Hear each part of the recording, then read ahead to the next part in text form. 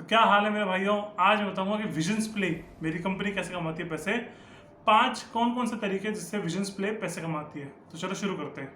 तो सबसे पहले आता है रिटेल ऑर्डर। अब रिटेल ऑर्डर हमें कहाँ से मिलते हैं? नॉर्मली मैं आपको बताता हूँ रिटेल ऑर्डर होते हैं क्या। रिटेल ऑर्डर हमारे लिए होते हैं जैसे 15 पीस 20 पीस कोई टीम हो गई। जैसे हम मैं मैन्युफैक्चरिंग बताऊँ तो हमारे जैसे कोई भी स्पोर्ट्स जर्सीज हो गई, जैसे क्रिकेट, फुटबॉल, आपका बास्केटबॉल, वॉलीबॉल, कबड्डी, इन सब की किट्स बनाते हैं। तो हमें ये ऑर्डर कहाँ से आते हैं? हमें आते हैं इंडिया मार्ट का हमने पैकेज ले रखा है, जिसमें मैंने आपको बताया हमने 2 इंडिया मार्ट के पैकेजेस ले रखे हैं, जो आपको मैंने पिछले लिंक में बताया था इंडिया मार्ट में कैसे लिस्ट करते हैं। तो उसमें हमारे पास 2 पैकेज चल रहे हैं, एसएस डिकोर और विजन्स प्ले के नाम से। दूसरा जस्ट डायल में भी काफ़ी अच्छी रिक्वायरमेंट आती है आजकल, तो B2B भी ज़्यादा आ रही है, तो I think it's getting better. और जो तीसरा है ना वो है हमारा एक्सपोर्टर इंडिया। उससे इतनी रिक्वायरमेंट नहीं आती, बट ठीक है अभी थोड़ा कुछ रिक्वायरमेंट आ जाती है तो उसका जो पैकेज है उसके पैसे निकल जाते हैं, प्लस थोड़ा बहुत अगर आ जाता है तो आ जाता है। उसके अलावा फ्रेंड्स और नेटवर्किंग, जितनी आप नेटवर्किंग करोगे उससे आपको और अच्छे रिटेल ऑर्डर्स आएंगे। जैसे मेरे बहुत सारे रनिंग ग्रुप्स हैं, मेरे बहुत सारे जान पहचान वाले ग्रुप हैं, तो उससे मेरे पैसे थोड़े अच्छे बन जाते हैं। ठीक है।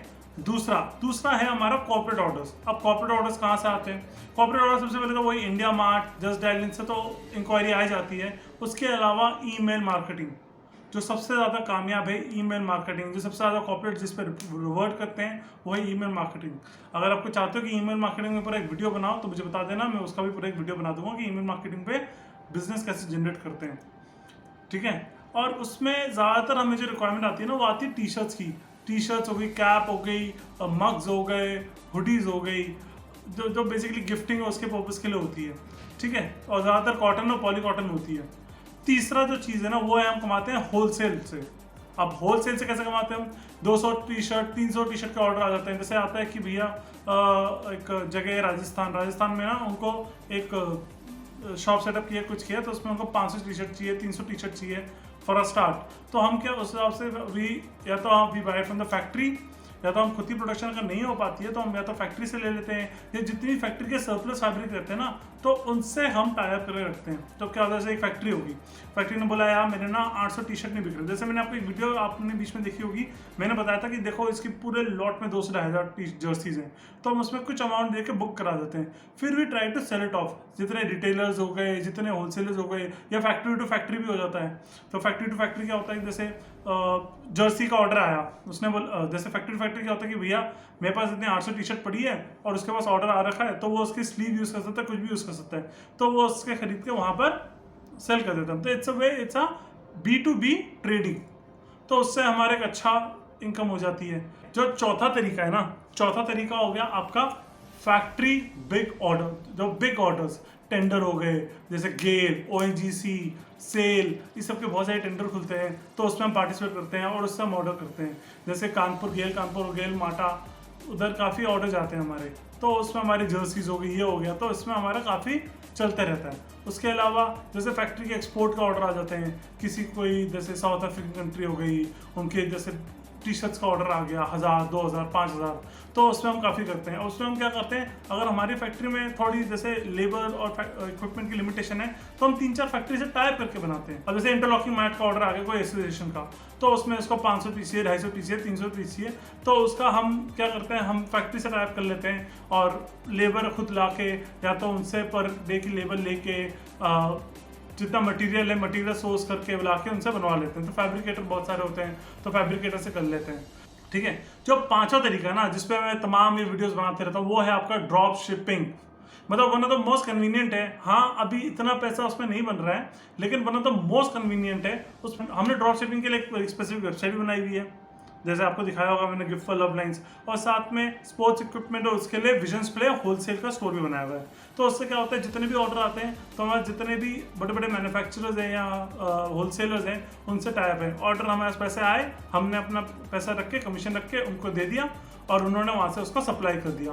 पर हाँ इसमें बहुत लॉयल्टी होती है कि वो डायरेक्ट ना करें उनको आगे से, तो इसमें बहुत सारे होते हैं, तो इतना ज़्यादा ट्रस्ट होता ही है और उससे ही बिजनेस होगा, और ट्रस्ट नहीं है तो बिजनेस नहीं है। तो मैंने आपको बता दिया 5 तरीके जिससे हम लोग पैसे कमाते हैं। विजन्स प्ले पैसा कमाती है, मेरी एक कंपनी है विजन्स प्ले, जो हम लोग 5 तरीके से इतने पैसे कमाते हैं।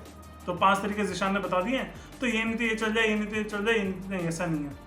ये नहीं है कि भैया ये चलेगा, वो चलेगा, ये चलेगा, कुछ करके पैसा आ जाएंगे। 5 चीज़ को मैं अलग बिजनेस कंसिडर करता हूँ। ठीक है, मैं ये लेके चलता हूँ कि कल को वो 4 बंद हो जाए और एक इस पर क्या मैं डिपेंड हो सकता हूँ, इसमें मेरी जिंदगी चल सकती है, तो मैं उस हिसाब से बिजनेस करके चलता हूँ। अगर वो नहीं हो पाता है तो मैं उसको बंद कर देता हूँ। जैसे ड्रॉप शिपिंग मैंने पिछले 2020 के सितंबर से शुरू किया था। अगर ये 3 साल में मेरे को एक अच्छा पैसा नहीं बना के देता है तो मैं उसको बंद कर दूंगा। तो सीधी बात है, वापस 4 पे आ जाऊंगा। समझ लो ये जो 4 है ना, इससे मेरी एक अच्छी जिंदगी चल रही है। जो भी मैं इसमें सरप्लस कमाता हूँ वो तो मेरा इन्वेस्ट होता है, और अगर आप देखना चाहते हो कि मैं कहाँ कहाँ पैसे इन्वेस्ट करता हूँ तो वो भी बता दूंगा मैं, कि मैं कहाँ से निफ्टी बीज लेता हूँ, इंडेक्स फंड्स में क्यों इन्वेस्ट करता हूँ, कौन कौन से म्यूचुअल फंड लेता हूँ, गोल्ड लेता हूँ, एफडी बनाता हूँ, क्या क्या कैसे करता हूँ, वो भी चाहिए तो पूरा एक एपिसोड बना दूंगा उस पर कि मैं कैसे कैसे क्या करता हूँ। लेकिन आई मेक श्योर कि ये 5 की 5 चीज़ें प्रॉफिटेबल हो। एक एवरेज टाइम में इनको 3 साल देता हूँ। 3 साल इज समथिंग, मेरे को ऐसा लगता है यार, मेरी कैलकुलेशन बोलती है कि 3 साल में आपको एक अच्छा प्रॉफिटेबल बिजनेस बना देना चाहिए। अगर आप 3 साल में प्रॉफिटेबल नहीं बना पा रहे हो ना तो वेस्ट है, क्योंकि पहले साल तो हर कोई खींच लेता है बिजनेस, दूसरे साल में ना वो डाउन होता है बिजनेस, उसमें नए ऑर्डर्स नहीं आते, खर्चे नहीं निकल पाते, और तीसरे साल में हल्का सा ग्राफ में फिर ऊपर रुकता है। जो आप यहाँ पर ग्राफ देख रहे होगे ना, तो इसका ये मतलब ही यही है कि कैसे 3 साल में आप पैसे बना सकते हो। तो मेरा एजेंडा यही रहता है कि अगर 3 साल में पैसे नहीं बने तो छोड़ दे यार। उसी तरह मैं इन्वेस्ट भी ऐसे ही करता हूँ, 3 साल में पैसे नहीं बने तो छोड़ दो यार, ठीक है। उसको ज़्यादा अटैच लेके नहीं चलना, no I have to kill it, I have to prove it. भाई रियलिटी पे चलते हैं, और पैसे का जो सच्चाई है उस पर चलते हैं कि अल्टीमेटली आपको घर चलाना है, ठीक है, अल्टीमेटली आपको ट्रैवल करना है, आपको चिल करना है, आपको पैसों का, मुझे ये नहीं सोचना कि भाई अगर मैं कल को कहीं भी चले जाऊँ, मैं कोई बड़ी जगह चले जाऊँ, यूरोप घूमना है, मतलब यूरोप तो नहीं घूमूंगा मैं, इतना महंगा क्यों खर्चा करूँ, लेकिन अगर मुझे यूरोप घूमना है तो मुझे ये नहीं सोचना पड़ेगा कि यार मेरे इतने सारे पैसे खत्म हो रहे हैं, मेरी सेविंग खत्म हो रही है ना। इस तरह से अपना प्लान आउट करो कि आपका अगर आपको यूरोप भी घूमना है ना तो आपको आपके फंड्स पे या उस पर फर्क ना पड़े। जैसे मेरा यह मानना है कि भाई ये यूरोप जहाँ पर सारा करेंसी इतनी महंगी है, उधर घूमने से अच्छा जहाँ पर करेंसी कमज़ोर है ना वहाँ घूम लो। ये मेरा फिलॉसफी है। और अभी फिलहाल तो हिंदुस्तान में इतनी सारी चीज़ें घूमने के लिए, चलो उस पर एक अलग वीडियो बनाएंगे। चलो अगर समराइज करें तो विजन प्ले 5 तरीके से पैसे कमाती है। First retail, second corporate order, third wholesale, fourth factory से, एंड फिफ्थ ड्रॉप शिपिंग। ठीक है, तो आज के लिए वीडियो यही खत्म करते हैं यार। बताना कैसा लगा वीडियो, और आप अगर बिजनेस कर रहे हो तो कौन से आपके 5 तरीके आपने रखे हैं, या आपने किस तरह से उसको मुझे बताना कि आपने कैसे बिजनेस को कैसे अपना डिवाइड कर रखा है, क्योंकि बिजनेस को डिवाइड करना बहुत ज़रूरी है। बिजनेस में डेलीगेशन बहुत ज़रूरी है और बिजनेस को डिवाइड करना बहुत ज़रूरी है। अगर मैं डेलीगेट नहीं करता, अगर मेरे पास रिटेल की सेल्स टीम नहीं होती तो मैं स्टेप 2 कॉर्पोरेट ऑर्डर्स में नहीं जा पाता। अगर मेरे कॉर्पोरेट ऑर्डर के लिए कोई मार्केटिंग टीम नहीं होती तो मैं स्टेप 3 होलसेल ऑर्डर्स में नहीं जा पाता। अगर मेरे पास होलसेल के पास फैक्ट्री और उससे टाइप नहीं होता तो मैं स्टेप 4 मैन्युफैक्चरिंग टेंडर्स पे नहीं जा पाता। अगर मेरे उसके लिए पैसा नहीं होता तो मैं ड्रॉप शिपिंग नहीं कर पाता। तो हर चीज़ से लगी हुई है, ठीक है। तो इसलिए आपको भी इसी तरह से इसको प्लान आउट करना है कि आप अपने बिजनेस को कैसे डेलीगेट कर सकते हो और उसमें और कैसे वेरिएशन ला सकते हो। तो आज का वीडियो यहीं खत्म करते हैं। Please like, share and subscribe.